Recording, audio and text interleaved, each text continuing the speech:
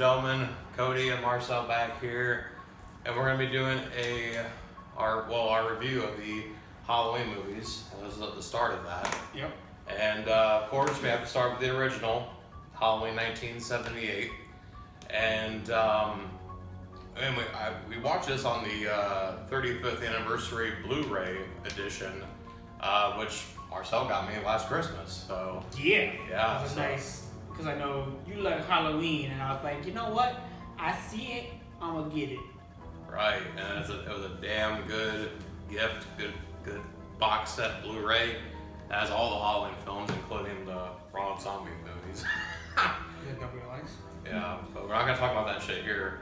So we're here to talk about John Carpenter's classic Halloween 1978, and I mean, you guys heard me talk before. Halloween's my favorite movie of all time, well, scary movie of all time, and favorite franchise of all time. This was a low-budget film. It was only done for $325,000. It wasn't a big motion picture production. It wasn't like Star Wars or Indiana Jones. This was like done really low budget, and it turned into the most successful independent film of its time. But I wanted to ask Marcel a few questions, because I know this movie like forwards and backwards. So, how many times have you actually seen this movie, Marcel? I think this is my second or third time. I know watching it the first time was on VHS. Most of the people that, are on my age or older, we've watched VHS. Mm-hmm. You guys might think like, oh, you're only 21, you're still kind of young. Well, yeah, but I also didn't grow up with fucking DVD players when they first came out. I had VHS tapes. And when I first watched this one, it was on VHS with my cousins. And honestly, like, the picture it is in now, the 35th anniversary edition, is so much better than the VHS. But, like, I remember watching it again. I remember all the scenes. I remember everything that happened in order. But, like, now as an adult, I see things on there. I'm like, logically, that doesn't make sense. What the fuck is going on? Well, like I told you, this was done in 1978. This was like a guerrilla film unit. They were like, the actors wore their own clothes.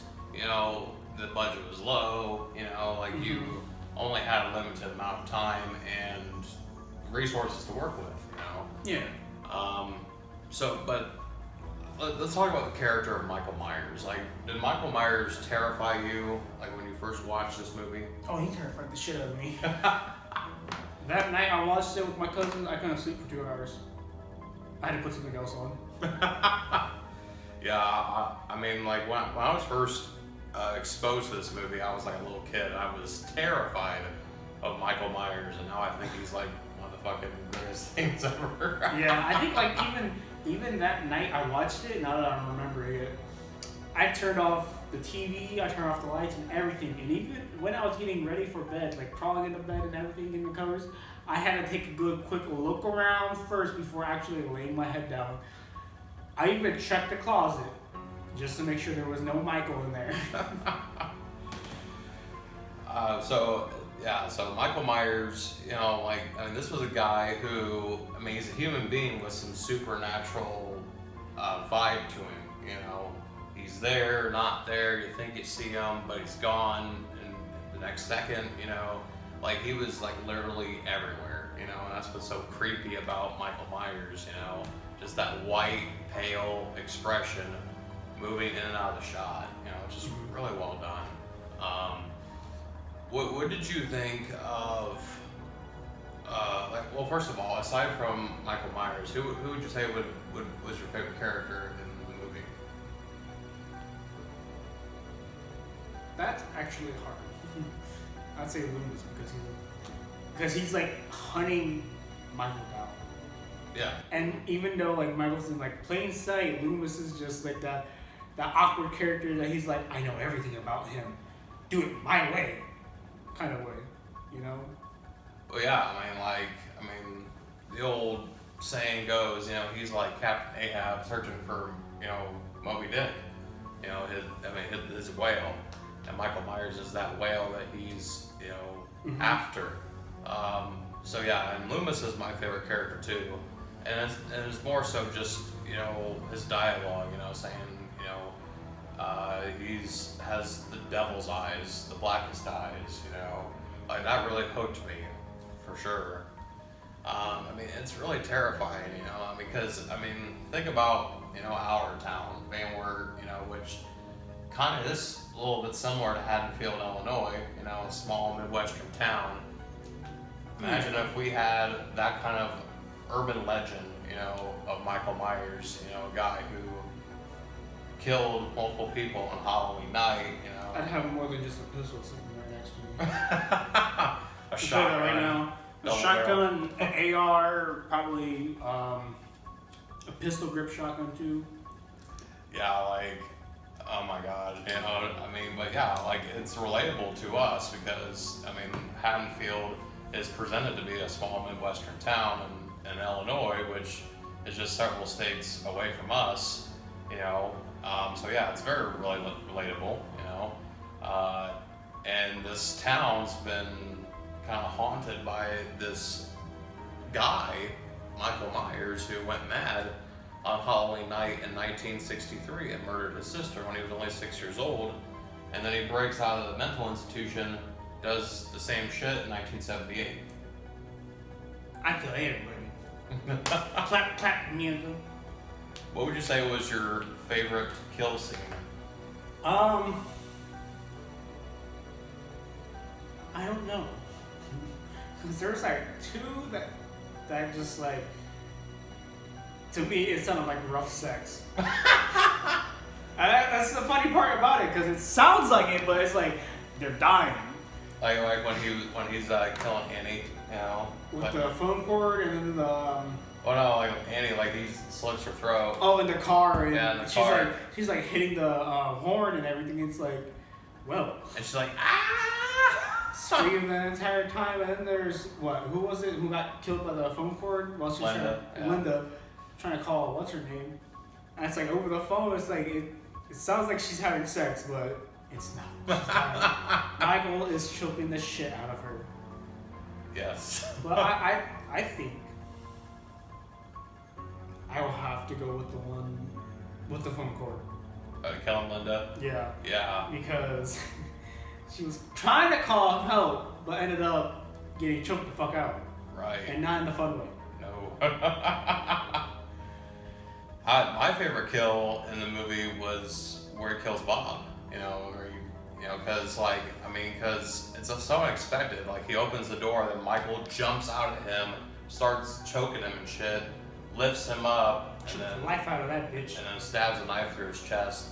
Yeah, and then then Michael does this bit here where he cocks his head sideways just to admire him. You know, admire his work. You know, it's just so creepy. So creepy yet so entertaining. Yes. I wonder if today's generation is so fucked up. Start with Michael Myers. Start with Michael. But yeah, it's a Halloween classic movie. I definitely think it's the best horror film, and it gave birth to a lot of other slasher movies as well, and other characters such as Jason, Freddy Krueger. Yeah. Oh, there's another one.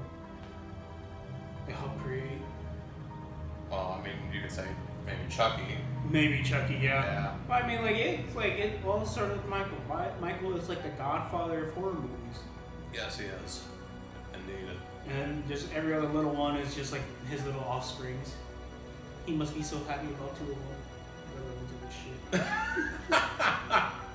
I'm talking about Jason and Freddy. See, because like those are also like some really good movies, and I think if they ever come up with like another Friday the 13th, we gotta do a review on that one too. Oh yeah, I agree. Yeah, the Friday the 13th. Or another Nightmare on Elm Street. I think they're actually coming out with another one. Yeah, well, it's a rumor, but I don't know. Rumor, yeah. Yeah. But I think the success of the new Halloween coming out on October 19th could really set the precedent for other franchises being rebooted, like Nightmare on Elm Street, Friday the 13th, probably Chucky. I mean, Chucky's a nice, good, demented, child-ruining movie. Nope. I couldn't. If a friend of mine had a doll like that, I'd not play with it. Burn the fucker. If I had the chance, I would. But like Chucky, I also like Chucky. I used to watch Chucky as a kid with my mom. So, what is your thoughts on the movie as a whole? As a whole, I think even though it was low budget, it was really good. Even like with the acting, it was good. I mean, all films have flaws, but like I'm not focused on those right now. But it was. I think it over exceeded itself, even though it was low budget. Yes. I mean, I think you had a good director in John Carpenter, who, in my opinion, is just amazing. He's a guy who, kind of inspires me, as a will be soon film director. I mean, I've already done a short film before, but as you guys know, I have plans to do like full-length movies and other short films. So yeah, I plan to direct and hopefully I can be as talented or just as good as John Carpenter was, if not better. I try to be better. No, I definitely cannot try to be better than Carpenter, because Carpenter did some shit that was just amazing, and then the camera work, the lighting. I think the lighting definitely played a huge factor too. When Michael moved through the blue lighting, so Dean Cundy, he was the one who did the shots and the cinematography for this movie. He did an amazing job. So yeah, like everything that they did to help create this, it was just really beautiful. It was beautifully well done, and it definitely created a film that would withstand the test of time. Because Halloween's still a popular movie to this day. That is for sure. Yes. I bet you right now, most kids, if they're like looking for a scary movie, they'll pull up Halloween, Friday the 13th, or Nightmare on Elm Street. Yes. Or even Freddy vs. Jason. That was a good one too. Oh, I have my reservations about that one, but we're here to talk about Halloween. So, but yeah, so I mean, yeah, this was truly something remarkable, and and it gave birth to future sequels in the series, which we'll be covering and doing reviews on. Next will be Halloween 2, or The Night That He Came Home. Oh, he came home. Guess who also didn't come home? Me, motherfucker! I got drunk. So Marcel and I will be back with our review of Halloween 2. Yep. 1981. Because we'll be doing 2, 4, 5, 6. God, I'm dreading 5 so much. Then H2O and Resurrection to finish. And then when we both see the new one, Halloween 2018, then we'll do a review of that as well. So, yep. But what rating would you give out of 10? Out of 10, I would give this an 8. An 8? Because nothing is a perfect 10. But. Oh, I mean, we gave Deadpool a perfect rating. That's a different story. That's comedy, not horror. As far as, well, I might be a little bit biased, because I'm a Halloween fan and a Halloween purist. But I'm gonna give this a 10 out of 10 rating, because for as simple as it does, as for the simplicity of it, they did a really good job. And that's the thing, you didn't see a lot of blood. No. Like if you're gonna do a slasher film, this is the perfect template to go off of. Most of his kills didn't even really involve blood. Maybe the first one and Bobby and what's her name in the car. Oh, yeah. I'm not good with names. Yeah. But it's like you didn't really see too much blood. It was just like you know that they died. That's all. Right. Yeah. But you know that they were killed. Point blank. Alright, so that's our review of Halloween 1978. And then stay tuned for our review of Halloween 2. And Marcel, where can the fine folks follow you on social media? You can follow me on Facebook, Twitter, and Instagram. You can follow me Facebook. You have my Cujo Gaming page. Pretty sure it's like what? Cujo Gaming 68. Mm-hmm. Twitter is @master_Cujo. And I think Instagram is Master Cujo. Well, you can follow me on there. I know I've been like kind of dead on social media lately. I've been having some insomnia issues. Like I haven't been really able to sleep at night, but I've also had like a lot of family issues coming up. Just kind of solve them, and they kind of keep me up at night. But I'm gonna get back out there, you know. Right. Yep. For sure. And you can follow me on Facebook, facebook.com/SpringerBrand, which you were viewing this video off of.